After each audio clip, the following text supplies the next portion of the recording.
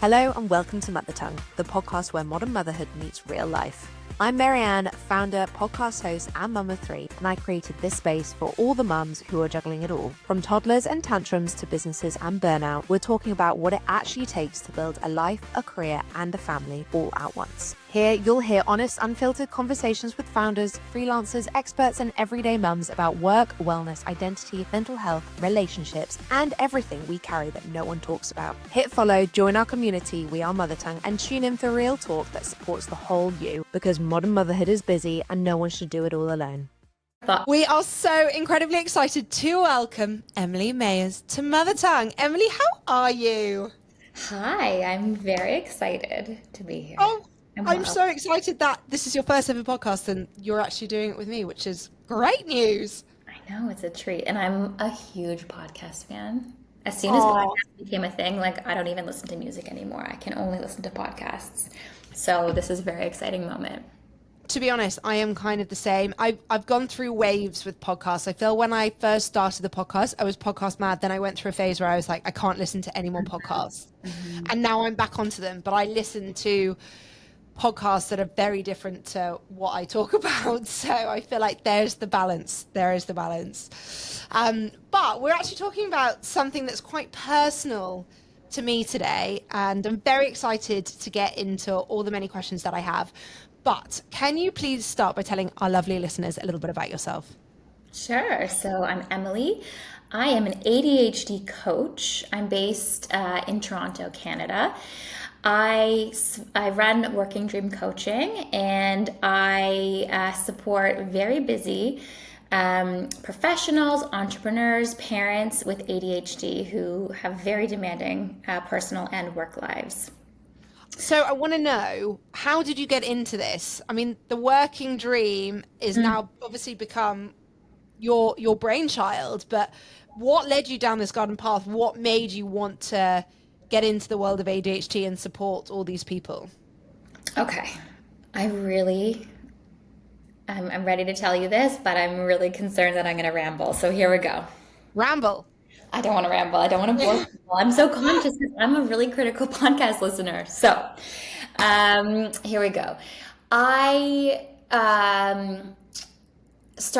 graduated from uni and I landed a job in banking. And I remember my first day at work and I was like, oh my God, is this what being an adult is? Because this is so boring. Sucks.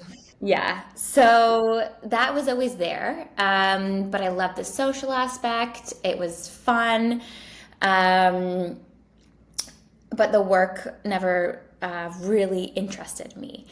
So fast forward, I got a little bit restless and I found out that I could transfer with my company from Toronto to England. So I made it happen. And this is a side note, people with ADHD, if you want to make something happen, you will make it happen. This is like a special superpower. So I transferred to London and I was living this amazing life in London. It was really fun. There was lots of travel and eating out and enjoying the city. But I was not coping at work. It was a very demanding role and it just was not suited to my skill set in certain elements. And kind of all of the coping mechanisms that I had built up around myself just completely collapsed. And I was thinking, oh my God, I need help. So I always kind of thought there was something going on with me in the back of my mind, kind of attention-wise, but it didn't really line up with what I knew at the time to be ADHD, so I never fully suspected that. But I did seek help thinking, oh my God, I think I have anxiety, or it could be attention problems. Looking around the room, I was like at my desk until 9 and everyone's gone home at 6. Like, why is this taking me so long to do? All kinds of things. I just wasn't coping. And it was an adult ADHD diagnosis that I got. Big relief, lots of things made sense. But at the time, I just learning about ADHD, where people with ADHD are very interest driven, I realized I was in the wrong job. And I wanted to find something else I could do that was interesting. And at the time, I was looking for someone who understood, how my brain worked, but also understood my context of kind of a busy professional and a really demanding working environment. That didn't really exist at the time. Like ADHD coaches were kind of like people's moms. and they had teenagers. And that wasn't the person I was looking for. Coming from a corporate environment, I knew what coaching was. So the long story short is I became an ADHD coach because I felt there was a gap I needed to fill for myself.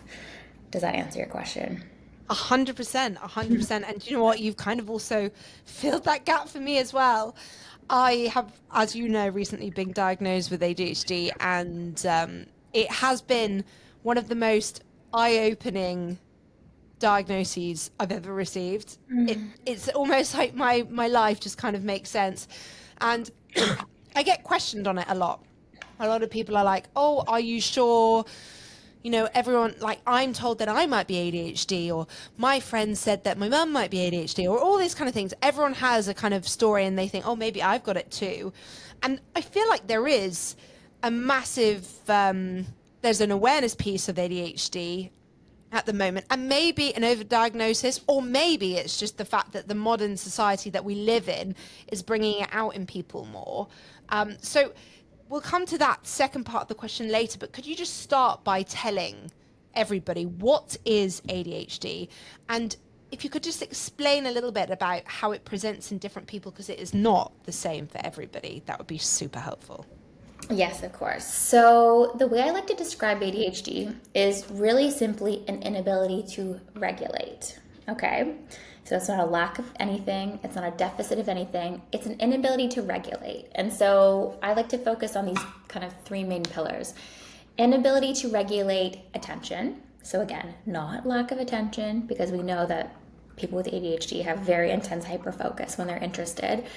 But maybe it's a hard time creating attention on certain things when we need to be focused on something maybe mundane. Shifting attention can be hard, switching focus, sustaining attention can be hard. So again, not lack of, but difficulty regulating or managing attention.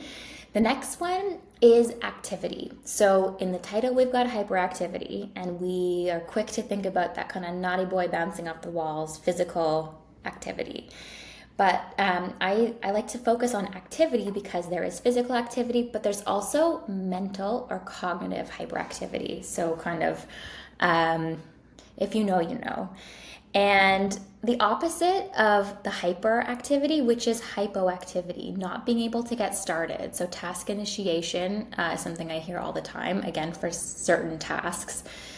And then finally, kind of emotional regulation. So these very intense emotions, intense reactions to maybe perceived rejection, getting overwhelmed easily, and then impulsivity as well. So that can be not just kind of the speeding or the, risky behaviors like partying, but it's like, spending money, eating, interrupting, all kinds of different behaviors related to impulsivity.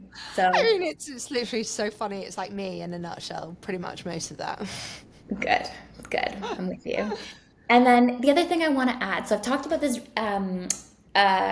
ability to regulate, but there's also another connection here that I just want to focus on for a second, which is ADHD also affects the brain's executive function. So these are the skills we use to plan, organize, prioritize, and manage, the moving parts of daily life. And that's the other kind of element I want to highlight as well.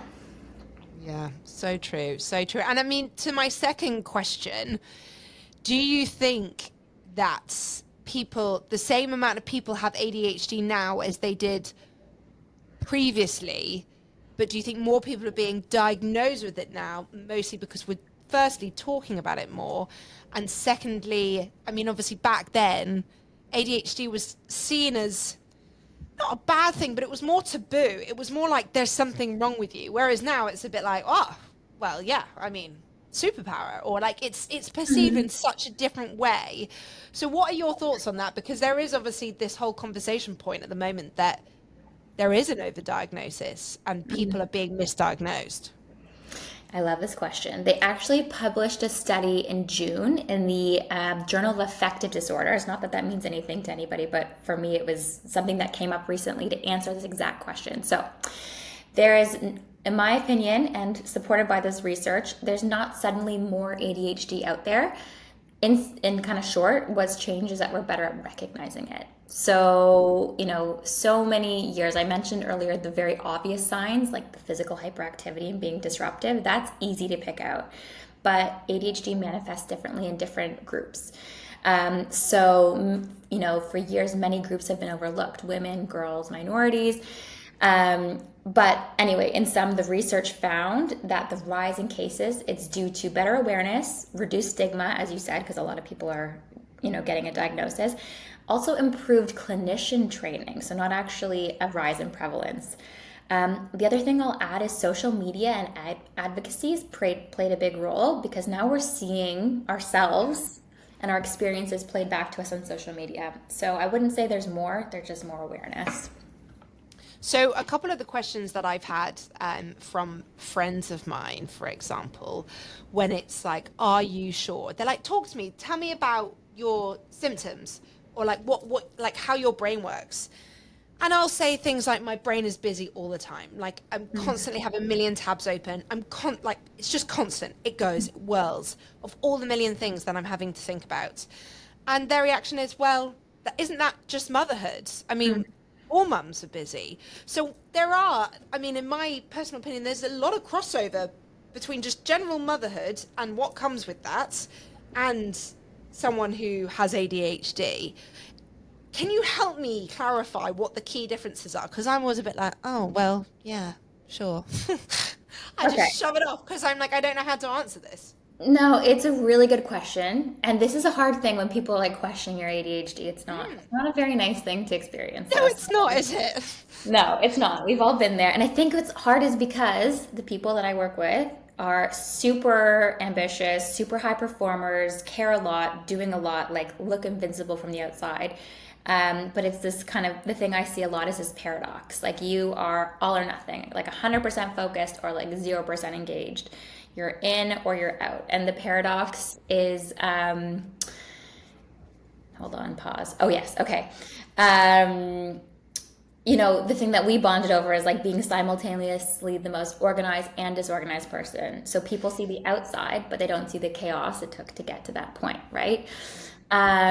So there's kind of two ways. I totally agree. A lot of my friends who don't have ADHD struggle with these things, who are moms. And I guess what I would say is that the ADHD aspect is when these different executive functioning challenges like impair or make a major impact on your daily or personal life.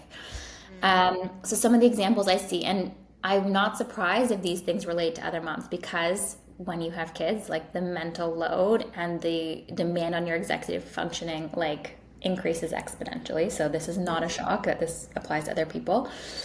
But people with ADHD, as I mentioned, most organized and disorganized at the same time, super easily bored, super easily overwhelmed or overstimulated. So in motherhood, maybe too much noise or clutter can kind of lead to overwhelm.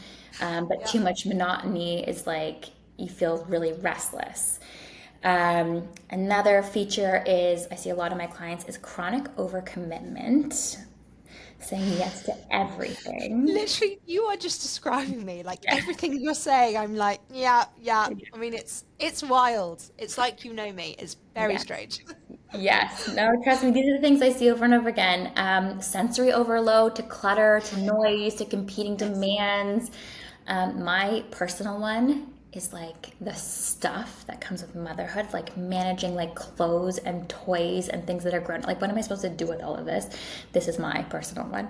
And then of course, emotional intensity. So the rejection sensitivity or feeling, reacting really quickly.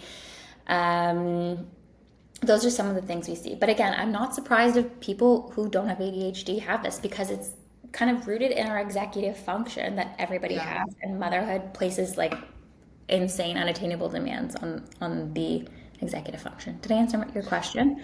100%. And I wanted to talk quickly about rejection sensitivity, because this is a really, really interesting one. And this was a real aha moment. When someone told me about rejection sensitivity, I was like, wow, okay, everything in my mind now makes sense. Because for years and years, I've always thought, God, maybe I'm a people pleaser. Maybe I just really care what people think. And I've always been a bit like, no, you don't. Like, that just, in general, I really don't. I don't care what people think. I went to go and have loads of needling done on my face the other day. I mean, I looked scary. And the girl who did it, she was like, you just might want to stay inside for the rest of the day. I was like, oh, I can't. I've got to go and do pick up and go to the mall and do this and that. And I just don't care. People are looking at me. I'm like, yeah, okay, whatever.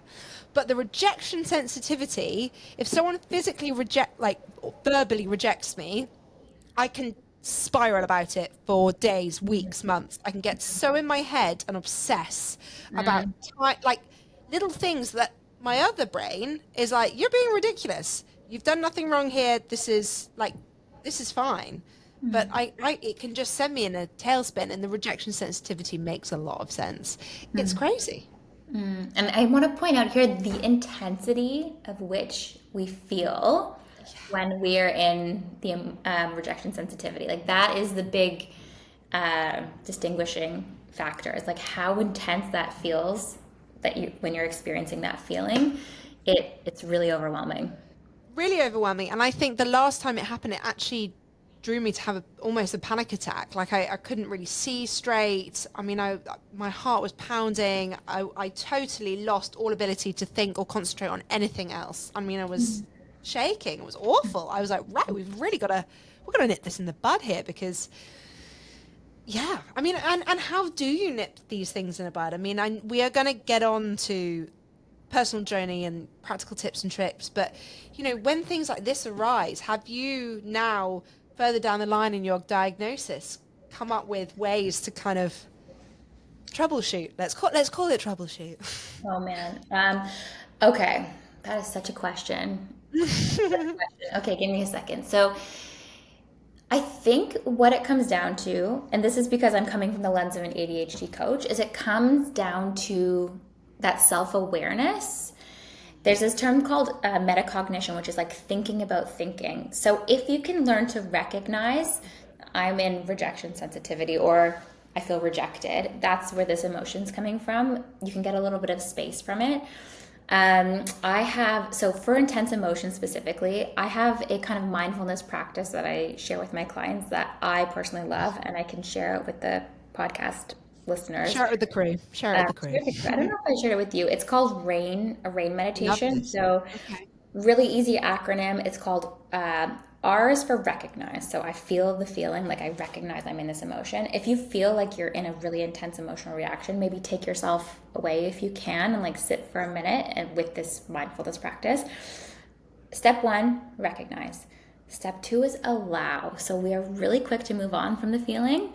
Like it's happening, I'm going to keep going. But just from an ADHD perspective, when you are in that moment of an emotional intensity, like you aren't focusing on anything else, right? So you need to kind of like allow the feeling, feel the feeling, recognize, allow, investigate. So then you're going to think about, okay, where is this coming from?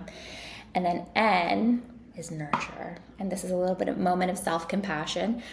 There's 2 N's as well. There's also non-identification. So sorry if I'm going on a tangent. I hope this answers your question. You can keep going.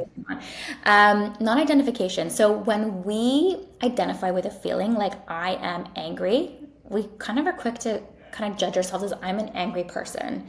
But if you can non-identify to be like, oh, I'm experiencing anger or I'm experiencing upset, that kind of, again, distances us from the feeling.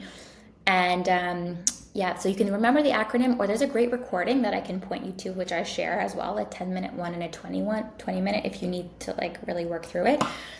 But yes, to answer your question for this kind of thing, to me, the answer is awareness, and it's great to work with a coach so you can kind of work through these things as they come up, or I can share this tool with you guys. And I don't share stuff that doesn't work for me, although like this is not a jargon. This one I genuinely use all the time for my rejection sensitivity or intense emotions. And I will share that. I love this. I now wanted to talk about mums specifically. I feel like obviously there has been a general rise in people with ADHD, as we've discussed, but I feel like the rise, a lot of it is women and especially mums. What is it about motherhood that almost brings the diagnosis to the surface, as it were? Oh, where to begin on this one? So this is my personal view. I alluded to this before, but motherhood shines a light on ADHD traits because it piles on constant executive functioning demands, calculating nap schedules, doctor's appointments on behalf of everybody, endless meals. What are we having? What do we need to get? Get it, make it again, make it again. Juggling play dates. The invisible load multiplies. So I mentioned earlier that we have challenges with our executive functioning. That's straining the executive functioning. So that's part of it. The other thing I'll add is that expectations on women, so again, this is not just people with ADHD, but like women in general, the expectations are huge. And this is not just at home, this is at work too. At work, we're the ones who need to remember the birthday card and, plan the Christmas party on top of our workload and like remember the retirement gift. Like little things like that are just kind of expected of women. So I think for me, it comes down to like this really high impossible standard. And for women with ADHD, it just magnifies. And again, the coping mechanisms that everybody, I work with have really built up these, meticulous coping mechanisms to work, to function. They kind of collapse when you have kids and there's all this extra on your plate. Even when you have super supportive partners, this still kind of is a general expectation that it falls to you.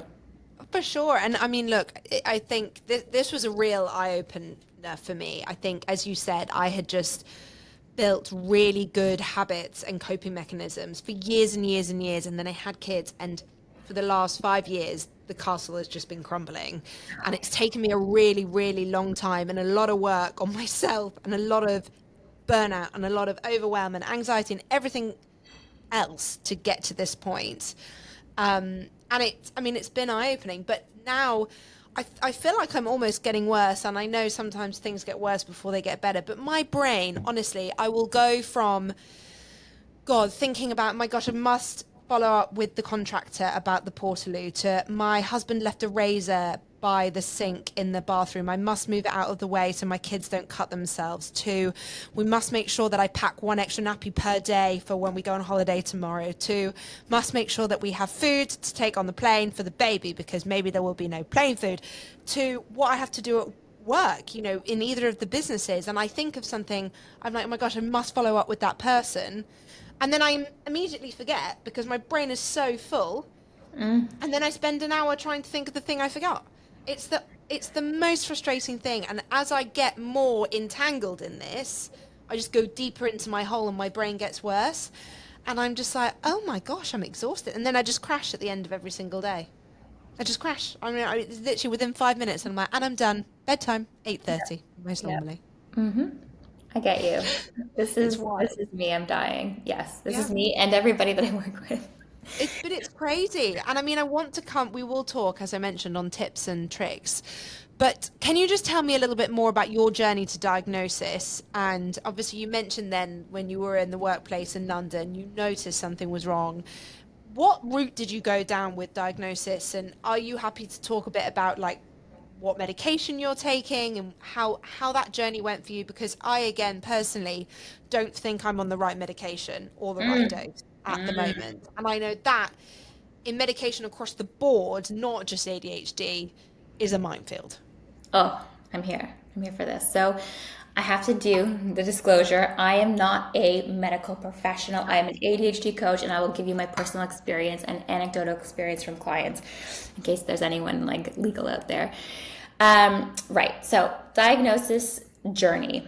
I personally was like at the point of I'm going to lose my job and I need help. And I went a private route. But if you suspect that you have ADHD, I would here's what I would say. It's probably not a surprise. You've probably kind of had something in the back of your mind for a while, but just kind of notice the traits. There are clients that I work with, tons who don't feel the need for a diagnosis. But if you want to get a diagnosis, it opens up different treatment paths, like you mentioned, medication. So if you don't want to get a diagnosis and you feel like you need support, my suggestion is look for an ADHD coach. An ADHD coach would maybe be more practical, action-oriented. ADHD therapists would be more kind of working with the emotional side. And then, you could pursue support groups and talk about, support within your own family if you're not going to go diagnosis route. If you're going to go diagnosis route, my recommendation would be to start, depending on where you live. And again, my expertise is more Canada and UK, but I would start with your GP and they can signpost you in the right direction. One thing that I would really recommend, hot tip, is there is a screening questionnaire that medical professionals will use to diagnose you. There's something called the Adult ADHD Self-Report Scale, which I can send the link and you can share to people. If you think you have ADHD, take this questionnaire and then bring that with you to have a discussion with your doctor, because that will really support the conversation. Like a side note from me, when I went to speak with my GP was, oh, you work in the city, so you must just want like stimulant medication. That was literally something that came out of my GP's mouth for my ADHD diagnosis. So I went private because I was able to, but not everyone's able to, right? Yeah. There are a lot of waiting lists on the public healthcare. So I will note that. Right. So then once you are seen by the right specialist, you'll have an assessment and you'll find out, is this ADHD or not? And then the specialist will kind of work on a treatment plan with you. So there's kind of two approaches.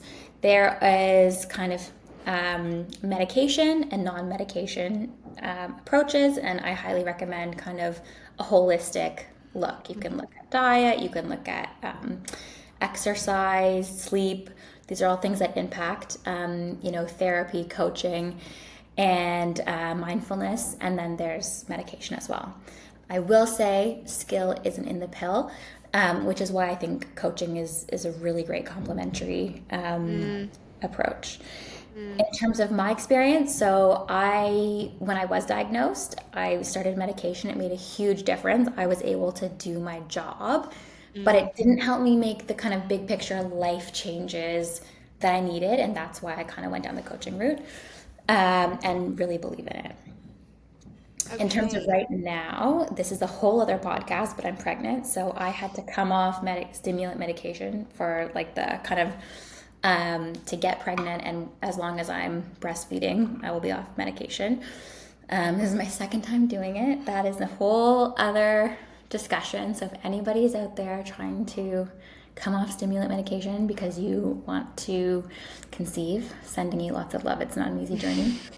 But again, when you're non-medicated, and a lot of clients come to me because they don't want to go down the medication route, they choose to work with an ADHD coach.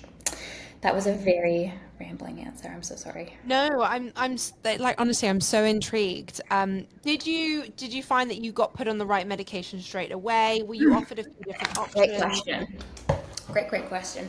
So if you are not happy with the medication, please speak with your psychiatrist and get on the right medication. So there is stimulants and non-stimulants, and I believe stimulants are mostly the first line that you'll go down unless there's heart problems and other issues and maybe other medications you're taking. So I think I was put on Concerta the first time, and it really depressed me, and I felt really depressed with it.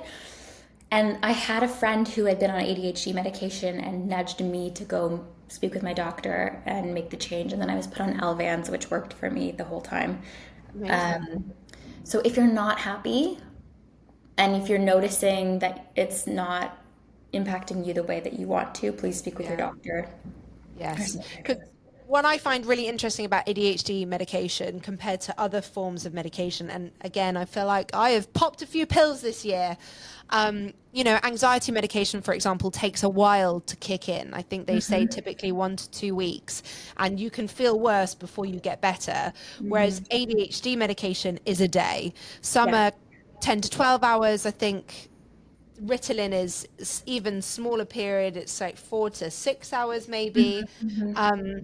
So it's only kind of in your system for a day, which is great. I mean, I don't know, because I haven't really been on the medication that long, and I'm really terrible at taking it, which is my next question to you.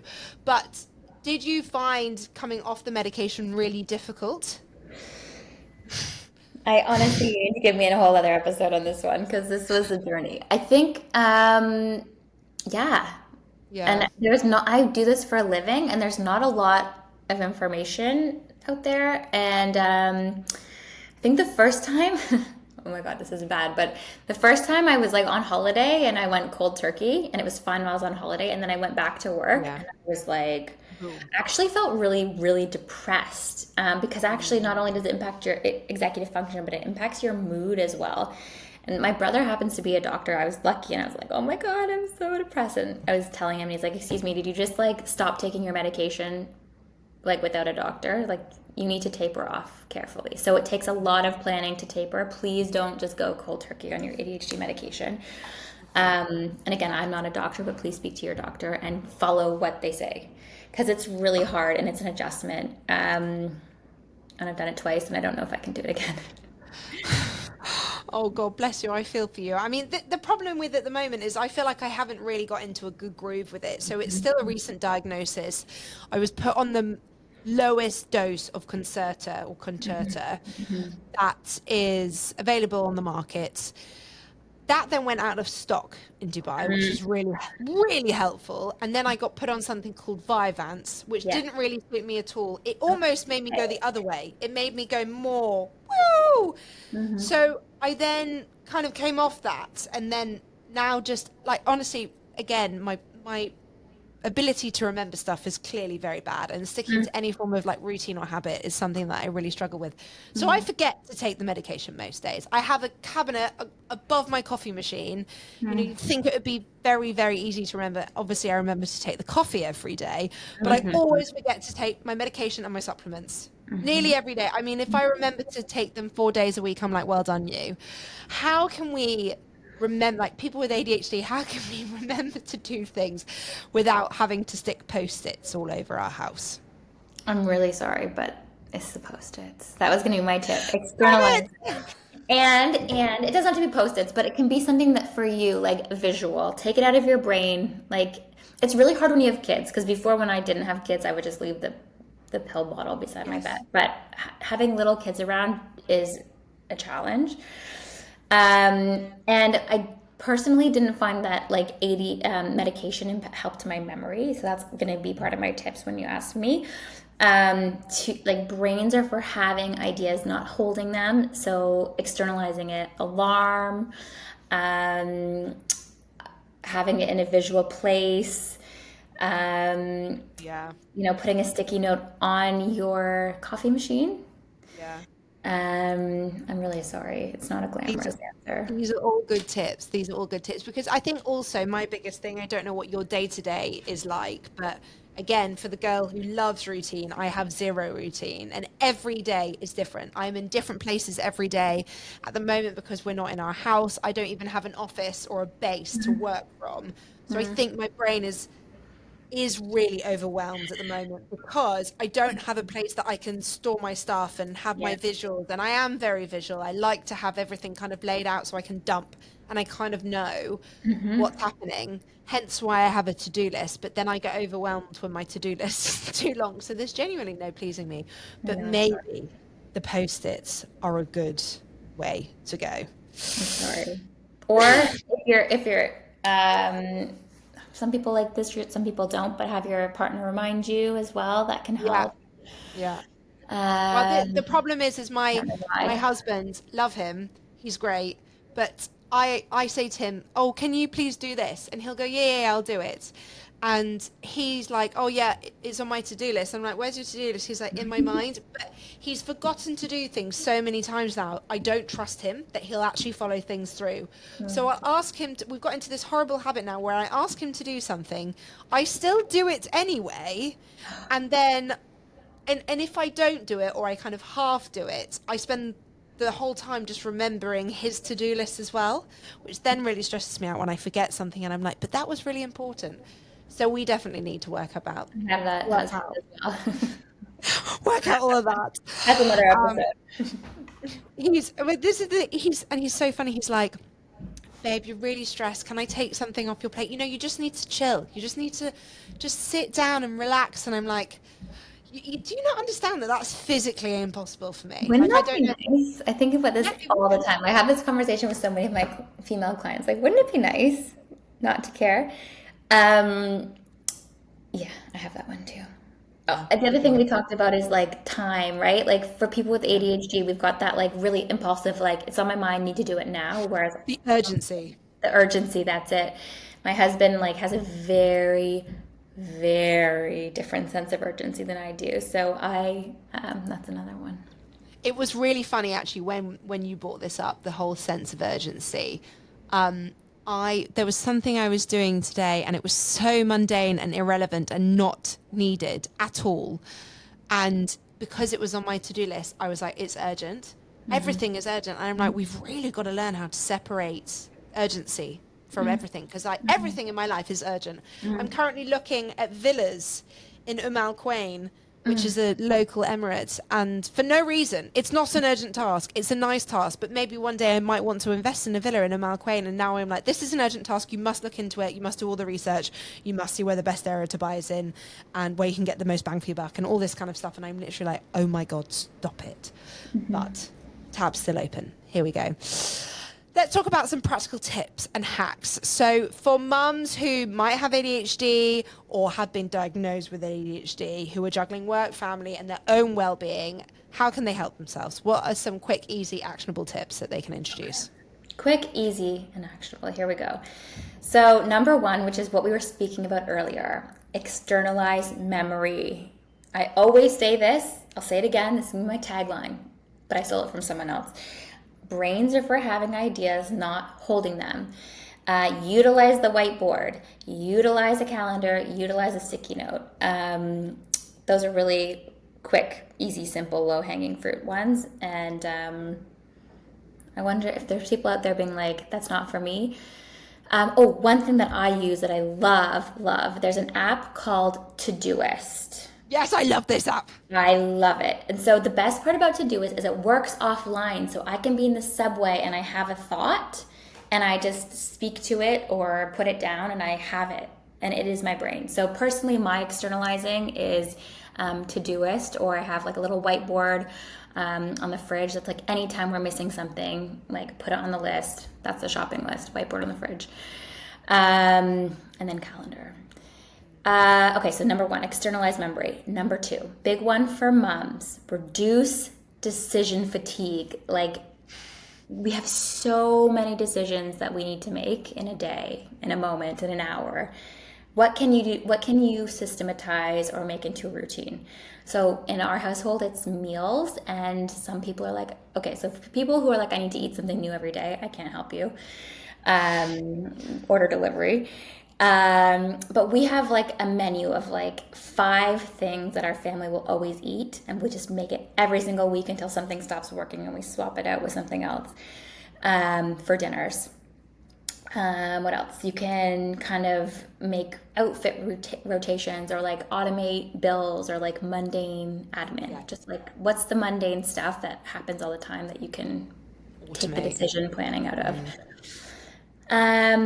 Big one is pair the boring, mundane with fun. And a lot of things I get from people who are like super high functioning and super successful in their work have this kind of secret shame that they can't do like adult life admin because they find it really boring to kind of engage with mundane tasks.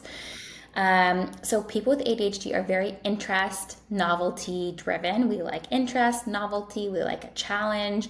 We like things where we can be creative or connected with a higher purpose. Of course, urgency also motivates us, which we just spoke about. But how can you take the mundane and make it fun? Like folding laundry. I can't personally do dishes without a podcast. I can't. I just need to kind of zone out and be in a different world.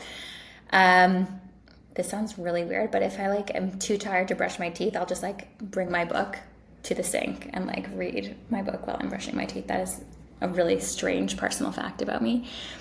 No, but that's a good tip, because I get like that. I get so exhausted at the end of the day. I struggle to do things like brush my teeth or any form of like self-care, because I'm like it's a matter of minutes that I go from being alert, fine, to dead, literally. I mean, I'm like so comatose. That's a really good point that I should have mentioned, is that kind of up and down in energy. Really, that kind of person, like that energy dropping, is really common. Make it social. So body doubling, if anyone's heard of this concept of like just having someone next to you while you're doing a thing. Like picture being a kid doing homework by yourself is so boring. But if you're like in the library next to someone who's also doing their homework, you're gonna do it because like you're automatically just calmed. So a tip, I know someone who had a cleaner 2 hours a week, and she would pair having her cleaner doing the cleaning with like decluttering or like other household chores, because like there's someone there doing it with her, and that like held her to the time and space. Oh my God, yes. Other one, very practical, because a lot of people I work with don't ask for help but ask for help. So what can you delegate? How can you share the load with your partner? A lot of the coaching work I do, a conversation that comes up a lot is getting clear on what do you need and how do you ask for that need, because we are too busy to think about what we need, but that makes a huge difference. Of course, I will say ADHD coaching. So my job is to create your best, most focused thinking space. Like if you want to find focus, find a coach, because you're going to get the most focused hour of your week to kind of get clear on your thinking, get clear on what's next, feel confident, and kind of moving forward with what's next. Those are my practical tips. And also go slow and be easy. You can't do it all. No, Rome wasn't built in a day either. We touched upon Todoist then and a few other tips and tricks. What other systems and structures do you have in place that really help you? Because I feel like I've gone on a real journey with this recently, and I've found some that have been great, some not so great. I love it. Question. So for people who are kind of not aware, so what are systems? So they're kind of like scaffolding for the ADHD brain. And what they do is they kind of hold up the parts of the executive function that are harder for us. So these are things that help kind of reduce decision fatigue, take pressure off memory and organization. And again, without these kind of systems, like everything lives in your head and it's exhausting. Yes. So before I go into what I like and what works for me, is I need to normalize this, because everybody, I think the hallmark of like somebody with ADHD is you've like gotten really excited about a new planner or like a new planning system and like spent hours like getting this whole thing up and running, but then like find it really hard to like maintain and be consistent. Yes, this is like I do this all the time. The reason why it's really sparkly and novel to like have this idea of like being super organized, but like being consistent is like something that people with ADHD just don't have. That's okay. So I just wanted to kind of normalize that. And I would say, like, if you're feeling like you're trying all these things and they're not sticking, just to kind of go easy on yourself. Think about what is working. And yeah, the hard work is maintaining it. And again, this is like where working with a coach is good, because then you're really figuring out what like works for you, customized to you. But you want to know my systems, did you say? Yeah, I'd love to. Okay. Okay. As I said, I'm a huge fan of Todoist. Like I should be in sales for them. I love it. It's great. I, with Todoist, use my own version of like the Getting Things Done methodology by David Allen is his name, which he definitely has ADHD, but it's like this kind of structured approach of like managing what's on your plate. I think personally, I'm not speaking for people with ADHD, but like I don't know how to prioritize. Like I don't have that ability to prioritize. It's like urgent or not, like it's there or it's not there. And to your point, it's like looking at villas. It's, doing everything that needs to not be done. It's doing like really unimportant things, but feeling like the world is on fire if I don't do it. So I really like this approach, and it gets you to kind of like capture. So there's like 5 steps. You capture everything so that it doesn't live in your brain. Then you kind of organize it and make sense of it. And then you figure out like what needs to be done before actually doing. Like you're thoughtful about how you kind of are approaching your tasks, and then it kind of forces you to review weekly. which is good if you are self-employed or like an entrepreneur who's like in charge of figuring out what you need to do. And like you don't have a boss telling you what to do or prioritizing for you. So Todoist, the getting things done methodology. I'm really liking AI right now. Same. Meal planning, like it's great for little things to take decision making out of your mind. So I'm like, okay, meal planning, or if it's like I want to make a cake, but like I only have these ingredients. Like don't waste time trying to like figure out. Yeah, so like little planning things with AI is wonderful.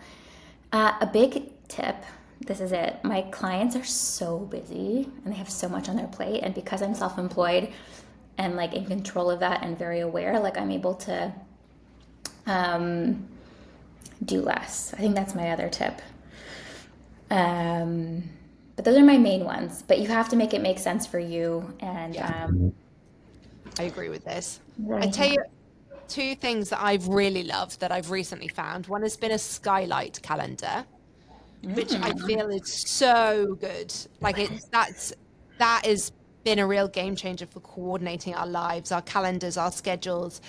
You know, if we run out of something, then we can put, like, you can make a shopping list on there that you can access from your phone. So then if my nanny, for example, we've run out of milk, she can put it on the skylight, and then I can, when I go to a supermarket, I can see everything from my phone. So it's really good. We do all our meal planning on there now.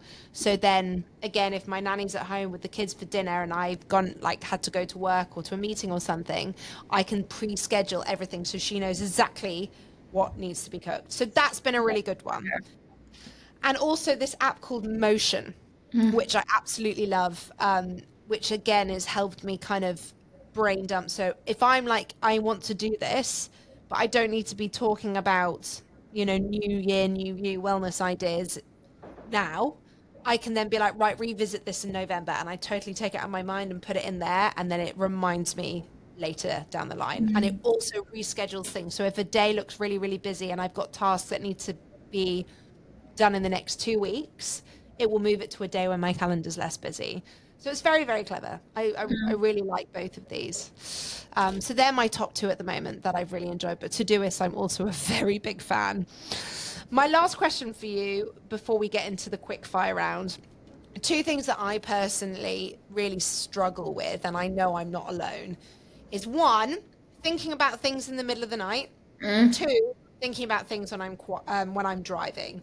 So obviously these are two times when I'm pretty much disconnected, and it always seems to be the time when my brain's like, oh my God, we should definitely do this. We should definitely come up with this idea. Or I'm like, you must remember to do this, this, and this. And when I'm driving, I either attempt to pick up my phone and write down a note whilst I'm driving, which is dreadful, terrible habit. And when I'm asleep, I'm like, no, must stay in bed. So I don't move, but I then just spend hours just saying the same thing over and over in my head. So what tips would you give to that? Okay, great question. So this is like a cross between like the kind of mental cognitive hyperactivity, right? When your thoughts are just like random and popping up and feel very urgent. And when we think about attention, like there's different phases, and there's this kind of like hypo attention where it's like you're not hyper fixated on an idea, but you're just like, you know, like ideas come to you when you're not thinking about things or when you're driving, which is sometimes where the best ideas come from. My version, my shower thoughts. I have shower thoughts. I'm like, where's the pen? But for shower thoughts, apparently I don't have this, but some people have like pads and paper that are for showers. Right. So for the car, get voice to speech. Like Todoist, I'm pretty sure has this. Or you can ask Siri or like your Google person, your Google Assistant, like get that set up to capture that to you, text it to you, email it to you, voice note it, capture it, right? Ideas. Brains are for having ideas, not holding them.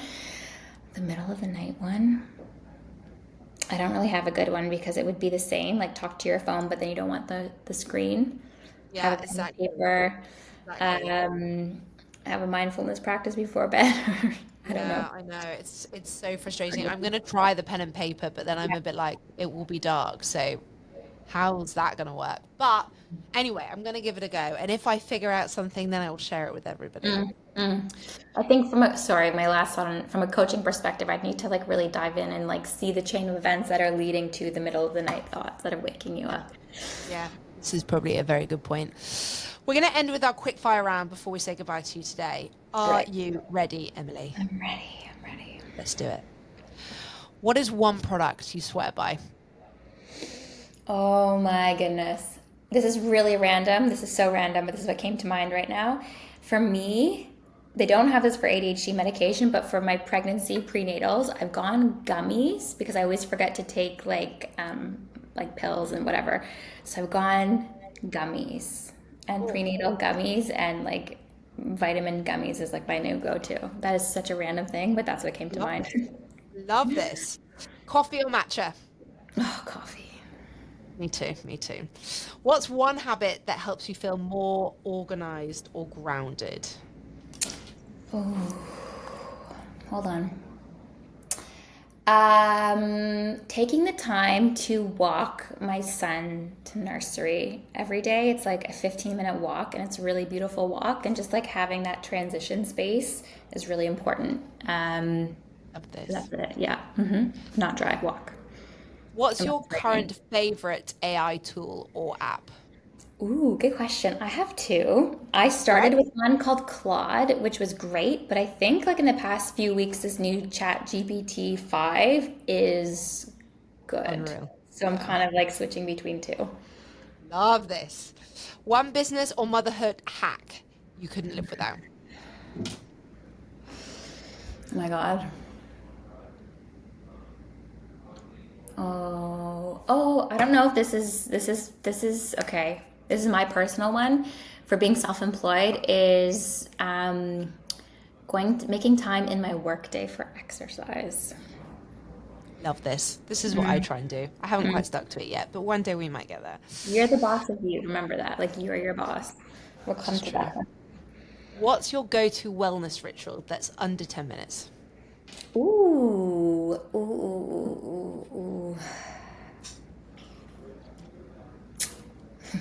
I think it's probably my morning coffee, my morning latte. I just love a morning coffee, except it's really playing havoc with my brain and anxiety at the moment, so I probably have to give it up, but we'll come to that. Sorry. No, that's just insulting. I'm like, I can't, because I like the buzz, but the buzz is just starting to have a negative effect. And I will note if medication, if you're taking stimulants, that is a whole other thing. Again, another podcast episode. Please don't drink coffee after 12 if you're taking stimulants. That could be the reason why you're waking up in the night. Oh, okay. This is a fun fact. Okay, good to know. That could be why you're waking up in the night. There you go. We solved it. There we go. What's the single most powerful thing that has helped you either in your family life or your business life? Ooh. I have a very supportive partner, I think. That makes a huge difference. I'm very lucky. I agree with this. I agree. So is mine. He's not quite on the same level as me, but he's overly supportive, which is massively appreciated. And Emily, for anybody who wants to reach out, find you, ask you any questions, where can they find you? You can find my website, theworkingdream.com. You can reach out, email hello@theworkingdream.com.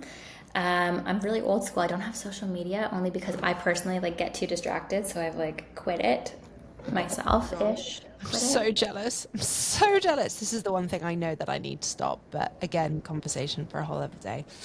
Emily, you've been fantastic. Thank you so much for spending an hour of your day with us. And I'm sure we'll be speaking very, very soon. That was so fun. Thank you so much for having me. And thanks for listening to the people who are listening to this. Exciting. Right.